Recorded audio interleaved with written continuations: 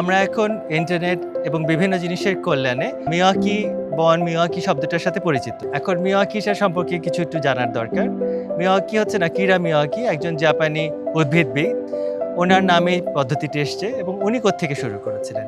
জাপানে যখন কোনো মন্দির তৈরি করা হতো, মন্দিরের চারপাশে একটি বন তৈরি করা হতো। চারপাশে বন যখন করা হতো, তো সবার কাছ থেকে গাছের ডোনেশন নিয়ে একটা বন বানানো হলো। তখন ওনারা একটা ম্যানুয়াল তৈরি করেছিলেন যে আমরা এটাতে আগামী 100 বছর ওখানে হাত দেব না।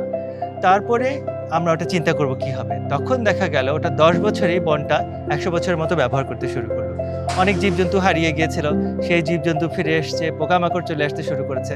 ওইখানে সে যে পদ্ধতিটি ছিল খুব ঘন বন, সেটাকে আকিরা মিয়াওয়াকি নিয়ে একটু পারফেক্ট করে মিয়াওয়াকি ফরেস্ট মেথডটি তৈরি করে নিয়ে আসেন। এবং সেখানে যেটা উনি করেছিলেন, মিনিমাম 30 প্রজাতির দেশীয় গাছ, সেখানে বৃক্ষ, গুল্ম, ঝাড় সব কিছু মিলিয়ে জিনিসটি থাকবে এবং 1 স্কোয়ার মিটারে 3 থেকে 5টি গাছ লাগাতে হবে।